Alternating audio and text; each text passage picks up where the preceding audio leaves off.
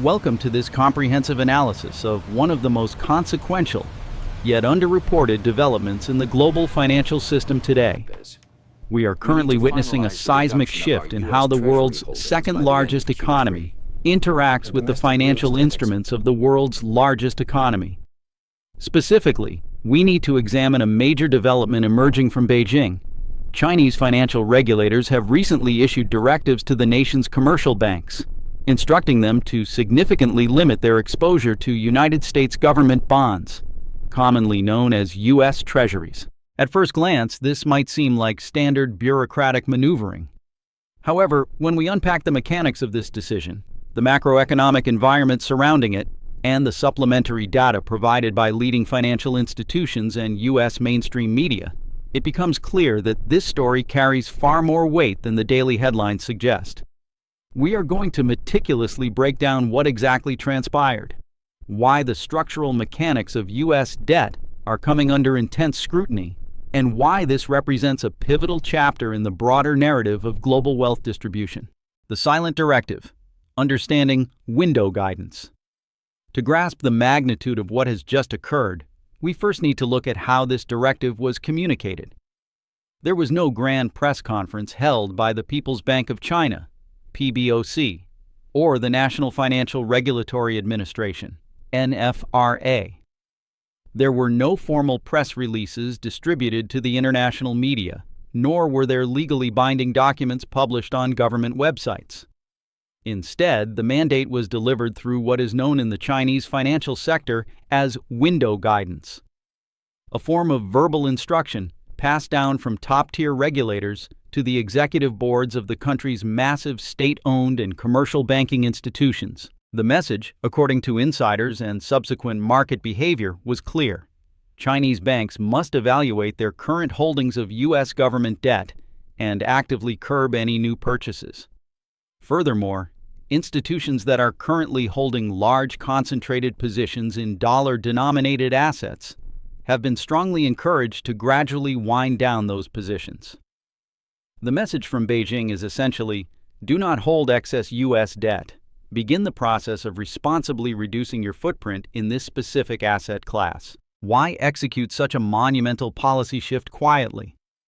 Financial analysts from platforms like Bloomberg and the Wall Street Journal often note that China utilizes verbal guidance to manage domestic financial institutions without triggering international market panic or inviting immediate geopolitical retaliation.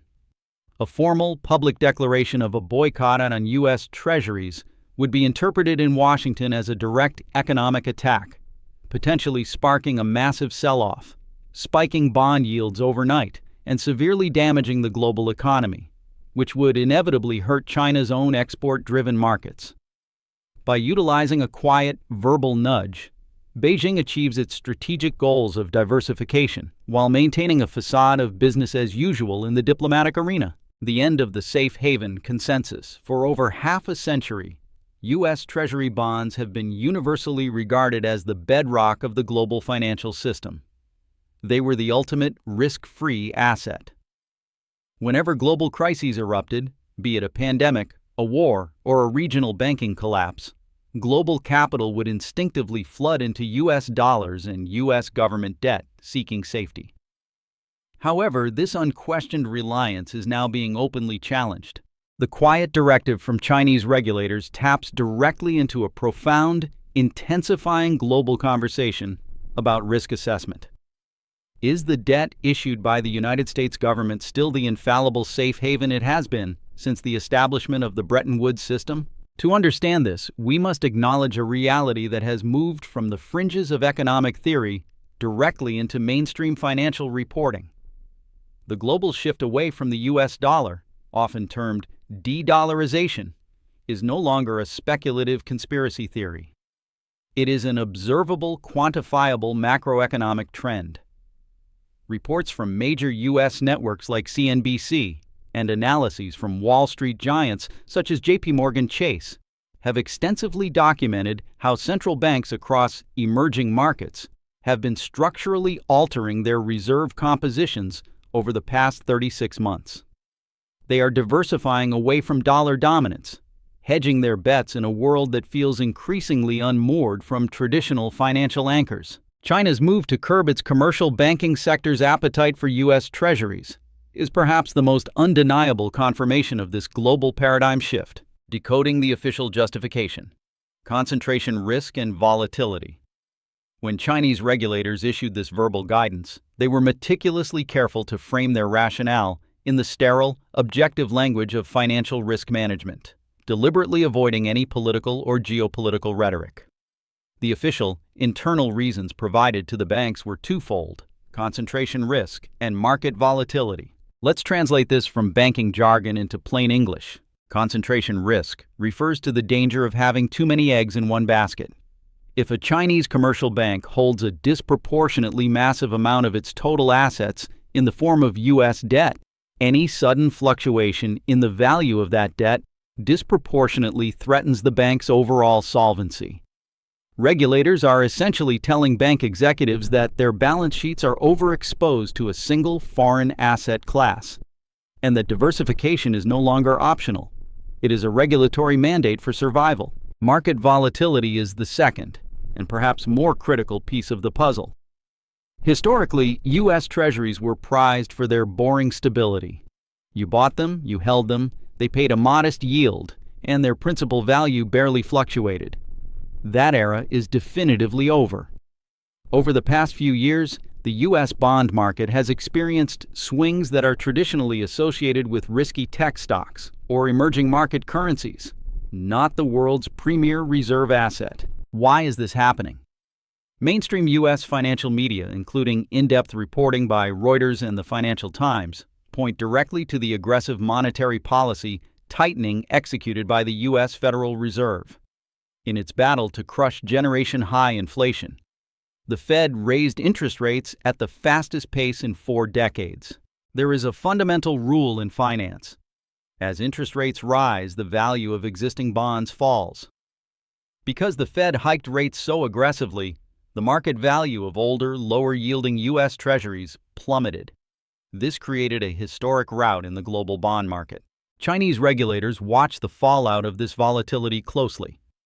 They saw exactly what happened in the United States in early 2023 with the catastrophic collapse of Silicon Valley Bank, SVB. SVB did not fail because it invested in toxic subprime mortgages.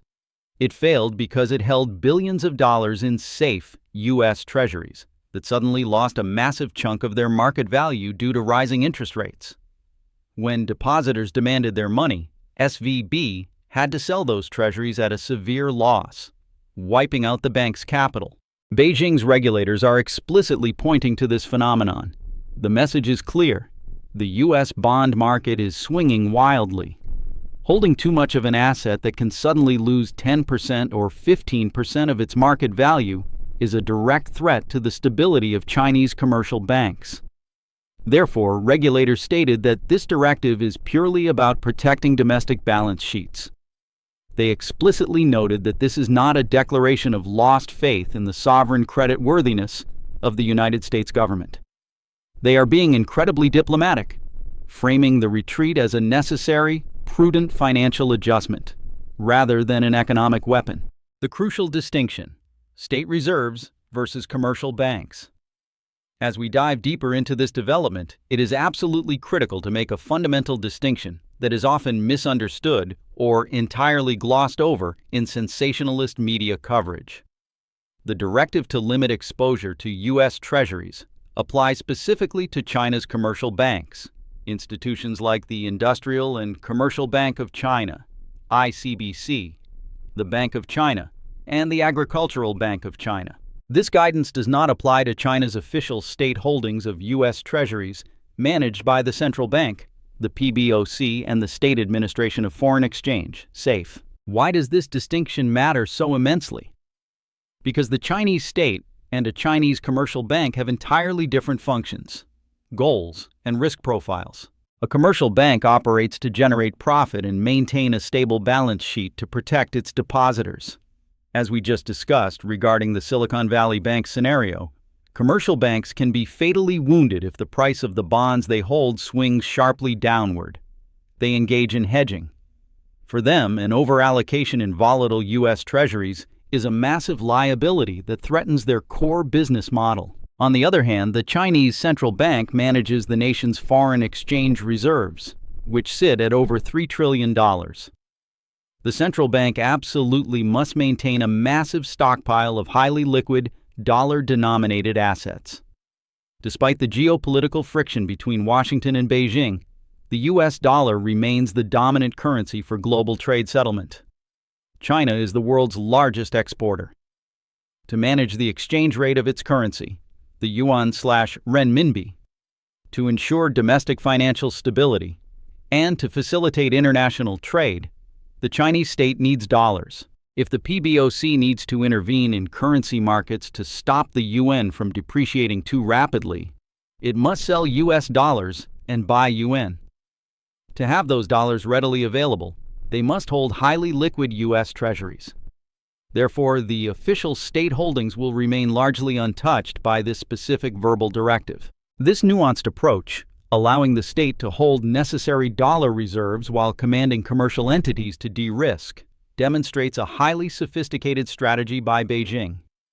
They are attempting to insulate the broader domestic banking system from the volatility of American monetary policy, while simultaneously ensuring the state retains the financial ammunition necessary to operate within a global trading system that is still, for now, heavily reliant on the U.S. dollar. The execution. A nudge, not a mandate. It is also important to examine how this policy is being implemented on the ground. According to financial intelligence gathered over recent weeks, the verbal guidance was not accompanied by strict punitive targets. Regulators did not demand that banks sell off 20% of their holdings by the end of the fiscal quarter. There were no hard deadlines, and there were no specific dollar amount quotas assigned. Instead, it was a systemic nudge in the direction of asset diversification. It is a long-term strategic pivot rather than a short-term tactical maneuver.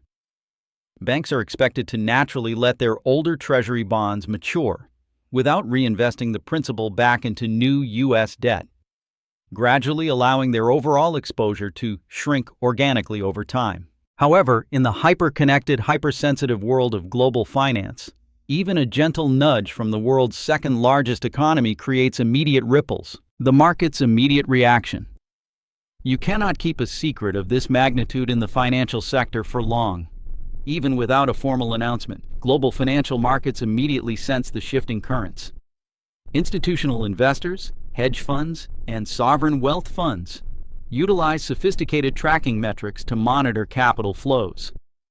Once the news of this verbal guidance began to leak through back channels and financial terminals, the markets reacted. We saw a noticeable slip in the prices of U.S. Treasuries. Because bond prices and yields move inversely, as prices slipped, Treasury yields began to edge higher. Concurrently, the U.S. dollar weakened slightly against a basket of foreign currencies. While these movements were not catastrophic market crashes, they were highly illustrative. They proved, in real time, just how profoundly sensitive global investors are to any signal regarding foreign demand for U.S. debt. When the market suspects that a colossal buyer like China is intentionally stepping back from the auction block, it recalculates the fundamental value of that debt. For decades, the United States Treasury Department has relied on an unspoken guarantee. No matter how much money the U.S. government borrows, foreign nations, led historically by Japan and China, will always be there to buy the debt, keeping borrowing costs artificially low for American consumers and the U.S. government. What the recent market reaction demonstrated is a growing anxiety that this era of guaranteed foreign demand is coming to an end. The fact that a mere rumor of Chinese commercial banks reducing their purchases was enough to push yields higher and weaken the dollar is a stark indicator of the fragility underlying the current system. It highlights a critical vulnerability. The U.S. debt market is heavily reliant on the confidence of foreign actors who are increasingly looking for exit strategies. The hard numbers, demystifying China's dollar footprint. To truly comprehend the scale of this financial pivot, we must move beyond the rhetoric and examine the empirical data. However, analyzing international holdings of sovereign debt is notoriously complex. When discussing these figures, Financial analysts frequently encounter data that is either delayed, opaque, or subject to misinterpretation by the general public. According to the most recent comprehensive data available from the autumn of last year, Chinese commercial banking institutions held approximately $298 billion in dollar-denominated bonds. This figure represents a massive pool of capital, yet it comes with a critical caveat that is often overlooked in mainstream reporting. It remains highly ambiguous exactly what percentage of that $298 billion consists specifically of U.S. Treasury securities versus other forms of dollar-denominated corporate or agency debt. When we broaden the scope to look at China's total U.S. Treasury holdings, combining both private commercial bank holdings and official state reserves managed by the government, the figure stood at approximately $683 billion as of late 2025, based on the cited timeline of recent financial tracking. To put that number into perspective, $683 billion is not just a random fluctuation. It represents the lowest level of Chinese ownership of U.S. debt since 2008, the year the global financial crisis fundamentally fractured the world economy. At its absolute zenith in 2013, Beijing held an astonishing $1.32 trillion in United States government debt. This means that over the past decade, the world's second largest economy has quietly liquidated or allowed nearly half of its peak U.S. Treasury portfolio to mature without reinvestment. As reported extensively by Bloomberg and analyzing the U.S. Treasury Department's own Treasury International Capital, TIC, data, this is not a sudden, knee-jerk reaction to current events. It is a deliberate, methodical, and multi-year structural divestment. Beijing is strictly adhering to a long-term macroeconomic policy designed to systematically reduce its structural reliance on U.S. dollar-denominated assets. A decade-long retreat, the changing hierarchy of U.S. creditors. When the average consumer or casual observer reads a headline stating, "China is cutting U.S. treasuries," the immediate, natural reaction is one of dramatic alarm. The public consciousness is still heavily anchored to the narrative of the 2000s and early 2010s, a period when China was the undisputed heavyweight champion of purchasing American debt. There was a prevailing simplified theory that if Beijing ever stopped buying, the U.S. economy would instantly collapse. The reality of the modern global bond market is far more nuanced. China's reign as the absolute largest foreign creditor to the United States ended years ago. The geopolitical and financial landscape has fundamentally reorganized itself while much of the public wasn't looking. In 2019, Japan officially surpassed China to become the single largest foreign holder of U.S. treasuries. Japan's highly integrated financial system, combined with the Bank of Japan's specific monetary policies, necessitated the mass accumulation of dollar assets.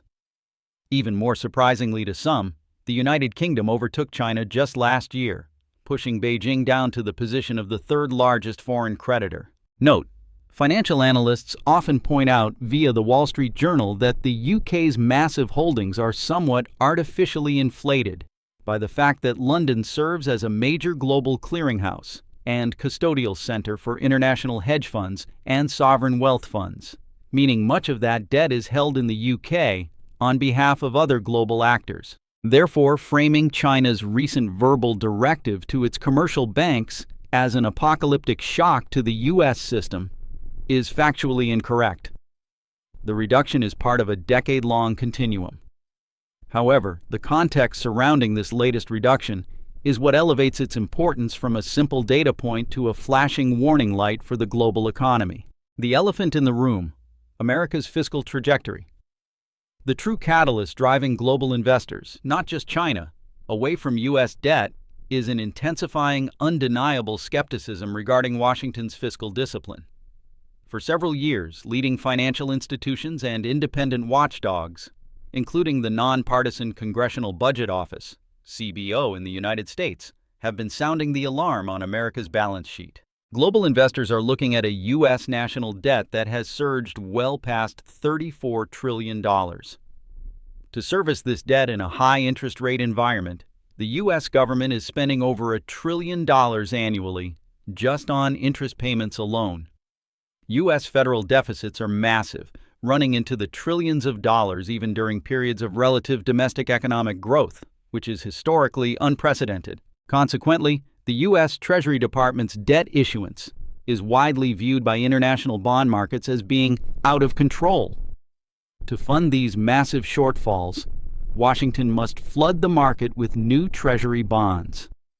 According to basic laws of supply and demand, when the supply of a financial asset surges while global demand simultaneously cools, the price of that asset drops, and the yield, the cost of borrowing, must rise to attract buyers. International creditors are performing basic mathematical risk assessments. They are watching Washington print unprecedented volumes of debt without demonstrating any viable long-term legislative plan to rein in spending or structurally increase revenue. This lack of fiscal discipline fundamentally erodes the long-term attractiveness of the U.S. dollar as a store of value. Political risk and the weaponization of the dollar. Beyond the raw mathematics of deficits and debt issuance, there is an equally potent factor terrifying international capital: political unpredictability and the erosion of long-term policy cohesion in Washington. The global financial system prizes stability above all else. Historically, U.S. financial policy was predictable, regardless of which political party held the White House. However, recent political eras have shattered that illusion of continuity. As noted by major financial commentators and international think tanks, the rhetoric and actions of President Donald Trump and the broader populist movement in U.S. politics have fundamentally altered how foreign nations view American assets. During his tenure and in subsequent political campaigns, Trump has openly stated his comfort with a structurally weaker U.S. dollar. While a weaker dollar theoretically makes American manufactured exports cheaper and more competitive on the global stage, it is a catastrophic scenario for foreign countries holding trillions in U.S. debt, as it directly devalues their reserve portfolios. Furthermore, the normalization of aggressive tariff threats as a primary tool of foreign policy has injected massive friction into global trade. Global supply chains rely on the frictionless exchange of dollars. Tariffs disrupt this flow. We have also witnessed highly unconventional geopolitical propositions, such as the widely publicized, albeit bizarre, floating of the idea to purchase Greenland, which, while dismissed by some as political theater, signals to austere foreign central bankers that U.S. executive leadership is increasingly erratic. Perhaps most concerning to international bondholders was the overt, repeated political pressure applied to the Federal Reserve. The bedrock of U.S. financial credibility is the absolute independence of its central bank. When political figures publicly demand that the Fed lower interest rates to boost short-term economic metrics, it severely damages global confidence. It suggests that monetary policy might be hijacked for domestic political gain, rather than managed for long-term economic stability. All of these factors combined create a toxic stew of global uncertainty. Pursuing a weaker dollar to temporarily boost domestic exports is an incredibly risky, highly questionable macroeconomic path, one that actively incentivizes the rest of the world to find alternative places to park their wealth. The European exodus. Conservative capital seeks the exits. To prove that this skepticism is not limited to geopolitical rivals like China, we only need to look across the Atlantic to America's closest economic and political allies. In recent months, highly respected financial analysts, including those at Deutsche Bank, have issued stark warnings to their clients. Major European money managers are actively preparing to trim their holdings of U.S. assets. The driving force behind this is explicitly identified as U.S. political risk. This is a staggering development. We are not talking about adversarial states looking to undermine the American empire. We are talking about hyper-conservative European pension plans, the institutions responsible for safeguarding the retirement funds of millions of ordinary citizens in Germany, France, and the Netherlands. Historically, these funds viewed U.S. treasuries as the absolute safest asset on earth, the ultimate collateral. Now, these cautious, fiduciary-bound institutions are holding high-level board meetings and concluding that they must systematically exit U.S. debt. Their internal calculus has shifted. They are concluding that they can no longer blindly trust the trajectory of U.S. foreign policy, nor can they rely on U.S. fiscal discipline. Their mandate is to protect capital, and they are increasingly deciding to take that capital elsewhere. It is crucial to emphasize that European pension funds are not divesting, because they believe the United States government is going to formally default on its debt obligations tomorrow. The U.S. can always print dollars to pay its debts. Rather, they are fleeing because the direction of American policy has become fundamentally unpredictable. In the realm of high finance, particularly in the bond market where investments are held for 10 to 30 years, predictability is the most valuable currency. When an asset loses its predictability, it loses its premium status. This erosion of trust is the central, defining theme of the current macroeconomic era. The vicious cycle of global market volatility. When Chinese financial regulators issued their verbal guidance advising commercial banks to curb their exposure to U.S. Treasuries, they explicitly cited market volatility as a primary concern. To understand the gravity of this justification, we must look at the broader macroeconomic landscape. Regulators in Beijing are looking out at a global financial ecosystem where bond markets, traditionally the absolute bedrock of stability and the safest place to park institutional capital, are suddenly moving violently. For decades, the global fixed income market was notoriously dull. Sovereign debt moved in fractions of a percent over months or years. However, the aggressive monetary tightening cycle initiated by the U.S. Federal Reserve, combined with stubborn global inflation and geopolitical supply chain shocks, has fundamentally altered this reality. The ICE BOFA Move Index, which essentially acts as the fear gauge or volatility index for the U.S. Treasury market, has consistently registered elevated levels not seen since the Great Financial Crisis. In an environment where inflation expectations fluctuate wildly from month to month, and where central bank policy pivots remain highly unpredictable, the value of long-duration debt swings drastically. For a commercial bank, holding too much long-duration U.S. debt, such as 10-year or 30-year Treasury bonds, has morphed from a conservative, risk-free investment into a highly speculative, dangerous gamble. If a Chinese bank holds billions in 10-year U.S. Treasuries and global interest rates suddenly spike again, the market value of those bonds will plummet. If that bank is forced to liquidate those assets to cover domestic liabilities, the resulting losses could permanently cripple its balance sheet. Therefore, stepping back from U.S. debt is not merely a geopolitical choice. It is an urgent mathematical necessity for financial survival in an era of unprecedented volatility. The golden alternative: safe havens in an age of instability. As confidence in the stability of sovereign fiat debt wavers, global capital frantically searches for alternative stores of value. This hunt for safety naturally leads back to the oldest monetary asset in human history: gold. However, even the gold market has not been immune to the chaotic macroeconomic crosscurrents currently ravaging the financial system. Recently, gold prices experienced a breathtaking historic surge, breaking through previous all-time highs as central banks and institutional investors aggressively stockpiled the precious metal as a hedge against inflation and a devaluing U.S. dollar. Yet, in a stark reminder of the fragile nature of modern financial markets, this massive rally was immediately followed by its most severe, precipitous drop in 4 decades. Mainstream financial analysts at institutions like Bloomberg and Reuters attributed this violent whiplash in the gold market to a sudden systemic liquidity crunch. When broad financial markets panic and institutional investors face massive margin calls on their equity or bond portfolios, they are forced to sell their most liquid, profitable assets to raise cash quickly. Often, that asset is gold. This dynamic highlights a terrifying reality for global regulators. Volatility is now entirely ubiquitous. It is literally everywhere.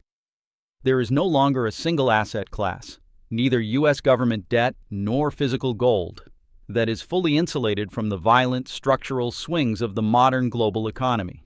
The Japanese contagion, a $41 billion warning sign to fully contextualize why Chinese banks are being ordered to retreat from foreign debt. we must look at the terrifying contagion spreading through neighboring financial markets. The volatility terrifying Beijing is not isolated to the United States. It has recently struck the third largest economy in the world. In recent weeks, Japan's government bond market, commonly referred to as the JGB market, experienced a historic, catastrophic meltdown, shedding an estimated $41 billion in value in a matter of days. For years, the Bank of Japan, BOJ, maintained a rigid, highly controversial policy known as yield curve control, YCC, artificially suppressing interest rates to stimulate domestic growth.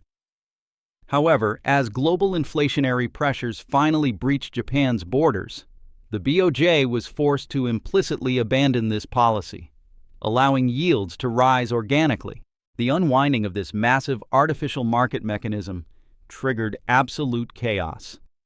Bond prices collapsed, and trading had to be halted multiple times as market liquidity completely evaporated. The Wall Street Journal extensively covered this systemic shock, noting that the JGB meltdown served as a terrifying proxy for what could happen to other highly leveraged sovereign debt markets if central banks lose control of the narrative. For Chinese regulators observing from across the East China Sea, the Japanese meltdown was a glaring $41 billion warning sign. It reinforced the thesis that holding massive amounts of any foreign sovereign debt, whether American or Japanese, during a period of global monetary transition, is an unacceptable existential risk. It cemented the urgency of the directive sent to Chinese commercial banks. Diversify your balance sheets immediately before the contagion reaches domestic shores. Beyond Beijing, India, Brazil, and the global hunt for alternatives. It is a common misconception in Western media to frame the reduction of U.S. Treasury holdings strictly as a bilateral financial war between the United States and China. The reality is far more expansive. China's move to systematically reduce its footprint in U.S. debt merely reinforces and accelerates a much broader, accelerating global trend. If we look at the broader emerging markets, specifically within the BRICS economic bloc, the pattern of deliberate diversification is unmistakable. Major, rapidly growing economies like India and Brazil have already been quietly but aggressively reducing their proportional exposure to U.S. dollar-denominated assets.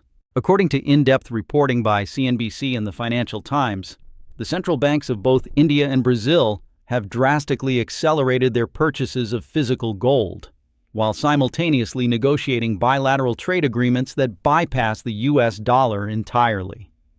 For example, Brazil and China recently reached an agreement to settle significant portions of their mutual agricultural and technological trade directly in their own local currencies, the riel and the yuan.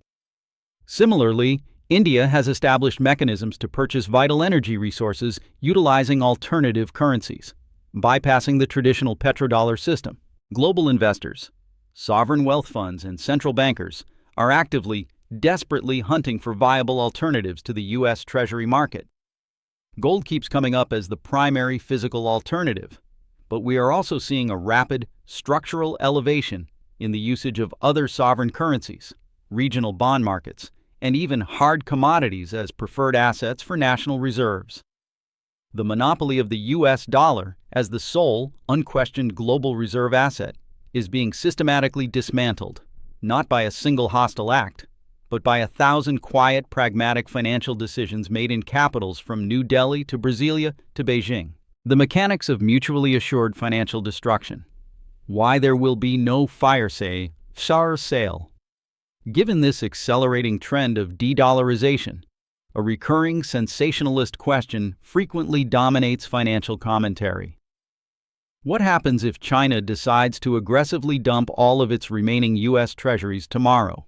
The short answer is they won't, because the resulting economic devastation would be mutual. If Beijing were to suddenly, aggressively liquidate its remaining hundreds of billions of dollars in U.S. government debt in a fire sale, the basic laws of supply and demand dictate that the price of those bonds would instantaneously crash.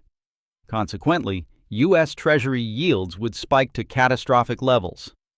Because Treasury yields serve as the foundational benchmark for the entire global financial system, This spike would immediately cascade through the global economy. U.S. mortgage rates would skyrocket into the double digits overnight, freezing the American housing market. Corporate borrowing costs would explode, triggering mass bankruptcies and layoffs across the United States.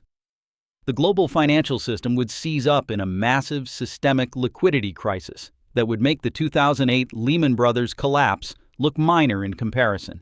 However, everyone understands the mechanics of this mutually assured financial destruction, especially the technocrats in Beijing. If China triggers a crash in the U.S. bond market, the remaining hundreds of billions of dollars of U.S. debt still sitting on their own national balance sheet would instantly become worthless, destroying a massive chunk of their own sovereign wealth. Furthermore, deliberately crashing the United States economy means intentionally crashing the purchasing power of the American consumer, who remains the largest buyer of Chinese manufactured exports. Doing so would plunge China's own export-driven economy into a severe, intractable depression. That is precisely why virtually no credible mainstream financial analyst expects a fire sale. There will be no overnight dumping of assets. Instead, what we are witnessing, and what the recent verbal guidance to commercial banks confirms, is a continuation of a very slow, highly calculated, and highly deliberate gradual reduction. The end of unquestioned dominance, a shrinking margin for error. While this slow, methodical path of reduction lacks the cinematic drama of a sudden market crash, it is in reality arguably far more dangerous to the long-term hegemony of the United States. What we are witnessing is not an explosion, but a quiet structural paradigm shift. This highly symbolic move by Chinese regulators represents a gradual, undeniable erosion of the unquestioned premium status of U.S. assets. For decades, the United States operated under the assumption of exorbitant privilege, the idea that it could run massive, perpetual deficits without consequence because the rest of the world would always be forced to buy its debt. That assumption is now mathematically and demonstrably false. It is vital to maintain perspective. The world has not completely abandoned the United States. Global capital is still buying U.S. debt. The U.S. dollar remains by a significant margin the dominant currency in global trade, SWIFT transactions, and foreign exchange reserves. The dollar is still the king of the global financial system. However, the throne is shaking. The most critical takeaway from China's latest banking directive, the panic in the Japanese bond market, the European pension fund exodus, and the massive accumulation of gold by emerging markets is this. The United States' margin for error is shrinking rapidly. Washington can no longer rely on blind, unquestioning global faith to finance its deficits. The list of powerful, highly capitalized entities, from conservative European retirement funds to immense Chinese commercial banks, that are asking very serious, very uncomfortable questions about U.S. fiscal trajectory and political stability is definitively getting longer. This is not the story of an impending overnight collapse of the Treasury market. Rather, it is another vital, undeniable signal in a growing irreversible pattern. The global financial architecture is being redrawn. The era of U.S. debt, acting as the sole, unshakable foundation of the global economy, is quietly coming to an end, fundamentally altering the balance of economic power for decades to come. Chào bạn. Ở 3 phần trước chúng ta đã đi hết cấu trúc và các luận điểm chính của kịch bản gốc. Tuy nhiên, để đáp ứng trọn vẹn độ sâu của một bài phân tích tài chính khổng lồ tiệm cận 7.000 từ như bạn yêu cầu ban đầu, và để làm rõ nét hơn câu chốt của tác giả ở cuối video, biên độ sai số của Mỹ đang thu hẹp lại và danh sách những người đặt câu hỏi ngày càng dài hơn. Tôi sẽ gửi thêm fan bổn, fan mở rộng chuyên sâu và kết luận vĩ mô. Phần này sẽ đi sâu vào các hệ lụy thực tế đối với nền kinh tế Mỹ và cấu trúc tài chính toàn cầu dựa trên các báo cáo uy tín từ Bloomberg, Reuters và Wall Street Journal. The shifting tides of global finance. Why China's latest move on U.S. Treasuries changes everything. Part 4. The macroeconomic aftermath. The domestic ripple effect. What this means for the American consumer. To fully grasp the magnitude of Chinese commercial banks curbing their U.S. Treasury purchases, we must trace the macroeconomic shockwaves straight back to the domestic American economy. The narrative of global debt often feels abstract, a game of billions and trillions played by central bankers in distant capitals. However, the consequences of this shift are intensely personal for the average American consumer. When reliable, deep-pocketed foreign buyers like Chinese institutions step back from the U.S. Treasury market, a fundamental void is created in the auction room. To attract new buyers to fill this void and fund its massive government operations, the U.S. Treasury must offer higher yields on its bonds. This is the bedrock law of supply and demand in fixed-income markets. Why does this matter to Main Street? Because the yield on the 10-year U.S. Treasury note is the foundational benchmark for virtually all consumer credit in the United States. As extensively analyzed by the Wall Street Journal and Bankrate, when Treasury yields rise, so do the interest rates on 30-year fixed mortgages, auto loans, student loans, and corporate borrowing. If foreign demand for U.S. debt continues its gradual structural decline, Americans will find themselves trapped in a structurally higher interest rate environment for the foreseeable future. The era of ultra-cheap money, which fueled historic bull markets in real estate and equities throughout the 2000s, was subsidized heavily by foreign capital parking its wealth in U.S. government debt. As that capital diversifies away, driven by the risk management directives we've seen from Beijing or the political anxieties of European pension funds, the American consumer is left footing a much more expensive bill. The CBO's dire warning: financing the debt in a new paradigm. The uncomfortable questions mentioned at the conclusion of the original analysis are not just coming from foreign adversaries or skeptical allies. They are being raised forcefully from within the United States government itself. The Congressional Budget Office, CBO, the nonpartisan agency tasked with providing economic data to the U.S. Congress, has recently published projections that align perfectly with the anxieties of global bondholders. The U.S. national debt is accelerating past $34 trillion. In previous decades, carrying massive debt was manageable because interest rates were near zero. Today, that mathematical reality has violently fractured. According to major reports cited by Bloomberg Economics, the cost of simply servicing the interest on the U.S. national debt is now on track to exceed the entire annual budget of the U.S. Department of Defense. Let that sink in. The United States is soon projected to spend more money just paying the interest to its bondholders, many of whom are foreign entities, than it does on its entire military apparatus. When Chinese regulators look at these CBO projections, their decision to issue window guidance to domestic banks to curb exposure becomes entirely logical. They see a U.S. Treasury Department that will be forced to issue an unprecedented tsunami of new bonds in the coming years, just to pay off old debts and cover gaping fiscal deficits. This oversupply of bonds virtually guarantees continued volatility.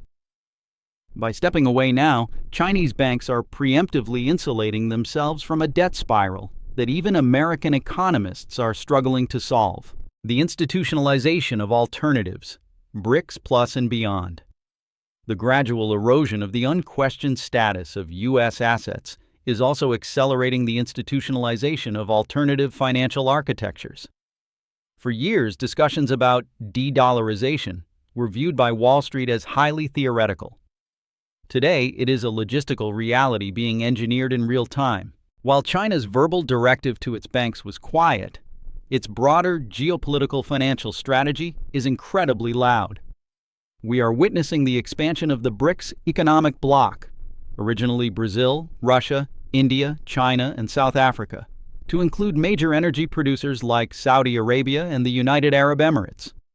As Reuters has extensively documented, a core initiative of this expanded coalition is the development of alternative cross-border payment systems, designed explicitly to bypass the U.S. dollar and the Western-dominated SWIFT messaging network. If global trade can be settled via bilateral currency agreements, such as China purchasing Saudi oil using the yuan, or India buying commodities with rupees, the structural necessity for these nations to hold massive reserves of U.S. treasuries plummets.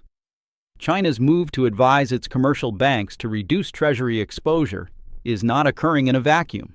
It is perfectly synchronized with Beijing's broader macroeconomic master plan to elevate the yuan as a viable internationalized currency for trade settlement. The US dollar is absolutely not going to lose its global reserve status overnight.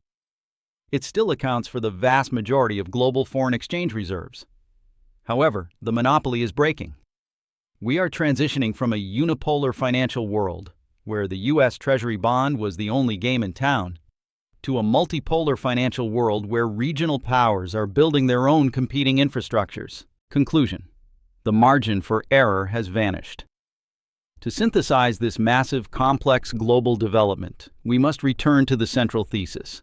The narrative of a catastrophic, immediate fire sale of U.S. treasuries by China is a sensationalist myth. Beijing has no interest in detonating the global economy. However, what is actually happening is far more consequential for the long-term trajectory of global wealth. We are witnessing a slow, highly calculated, and entirely rational pivot by the world's major financial actors away from an over-reliance on the United States. The verbal guidance issued by Chinese regulators to their commercial banking giants is a watershed moment.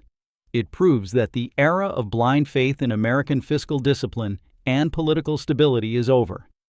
When you combine this directive with the panic in the Japanese bond market, the strategic retreat of ultra-conservative European pension funds, the historic volatility in gold prices, and the aggressive diversification by emerging markets like India and Brazil, the final picture is undeniable. The world is still buying U.S. debt today, and the dollar remains dominant today.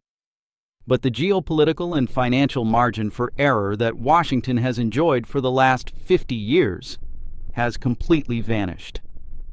The global financial system is currently asking very uncomfortable questions about the sustainability of American debt, the predictability of American politics, and the safety of American assets. And as the data clearly shows, rather than waiting for reassuring answers, the smartest money in the world is already quietly walking toward the exits.